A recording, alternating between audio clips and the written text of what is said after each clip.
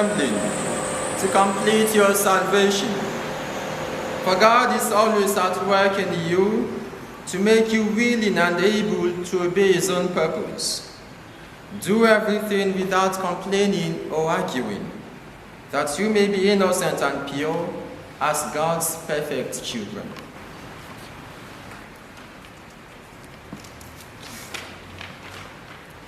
Glory be to the Father, and to the Son, and to the Holy Spirit. As it was in the beginning, is now, and ever shall be, world without ending. Keep working. During my service here in the camp, we often came out for parades at about 5 a.m. and 4 p.m. daily. Meanwhile, we had lectures from 8 a.m. to 2 p.m., so we barely rested. One day, a corps member sat on the floor during parade, of which we were expected to stand at attention. Our platoon commander, a soldier, shouted immediately, "Bloody civilian, get up!" The young man replied, "Sir, please, I can't. Come and kill me. I'm tired." We all laughed. Then the soldier asked him, "Tired? Is the enemy ever tired? Stand up now, you useless son of your father." The idea is that a corps member is the next in the line of recruitment should there be a situation of war.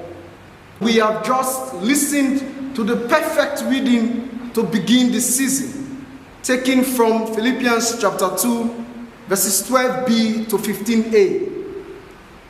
Indeed, the enemy, the devil, is never tired. He keeps striking us externally and internally.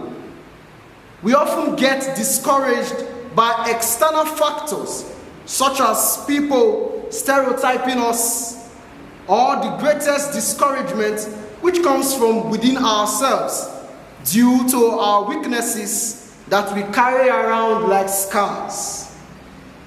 Brothers and sisters, have we forgotten that in Jeremiah chapter 1 verse 5, God says, "Before I formed you in the womb, I knew you.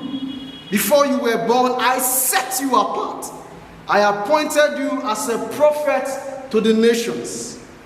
And that is why this evening we are encouraged by the Apostle Paul as we begin this penitential season to keep on striving with fear and trembling, for God is always at work in you to make you willing to obey and do his will. What you need to do is keep making efforts in your spiritual journey. Efforts not for the student master to see, even if he may eventually take note of them.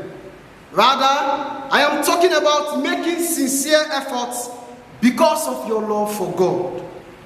Efforts concerning your weaknesses known publicly and those known to you alone.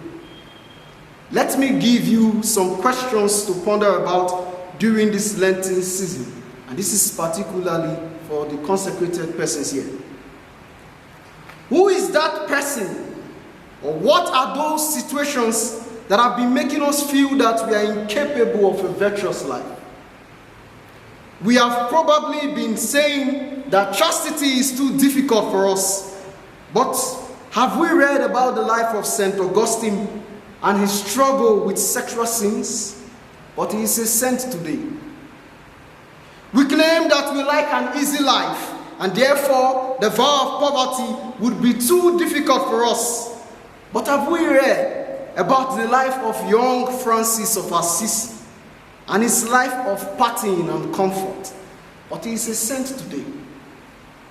We may also have been thinking that our temperament would make it impossible for us to obey our superiors, and so the vow of obedience would be extremely difficult for us. But have we read about the rashness and angry nature of St. Jerome. Yet it was he who said, ignorance of the scriptures is ignorance of Christ. And he is a saint today because he sincerely made effort to know Christ. Brothers and sisters, it is in the office of God to bring forth beautiful artworks from broken and discarded vessels.